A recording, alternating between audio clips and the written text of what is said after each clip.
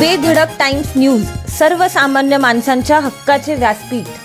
विधानसभेला मराठ्यांचा एक वेगळा पक्ष म्हणून स्थापन होईल का? नाही, त्याच्याबद्दल आम्ही विचार नाही केला। परंतु जर नाही दिलं तर मात्र विधानसभेची तयारी आम्ही 1 महिन्यापासून सुरू केली, हेही सांगायला काय हरकत नाही। 1 महिन्यापासून सगळ्या मतदारसंघात मराठ्यांच्या पोरांनी तयारी सुरू केली।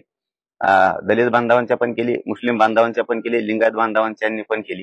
आम्ही तयारी करायला लागलो। नाविलाज आमचा जर धोका दिला बरं, जर यांनी सगळ्या सोयऱ्याची अंमलबजावणी आणि मराठा आणि कुणबी एकच याची जर अंमलबजावणी कायद्याची केली तर राजकारणात आम्ही जाणार नाही। मी आज नाही म्हणत, 7-8 महिन्यापासून म्हणतोय राजकारण आपला मार्ग नाही, पण नाही दिलं तर नाविलाज आम्हाला देणारं बनावं लागेल। जे वेगळं आरक्षण दिले त्याचा अजून काही झालेलं अंमलबजावणी वगैरे काय होताना दिसत नाही, होणारच नाही, ते टिकणारच नाही।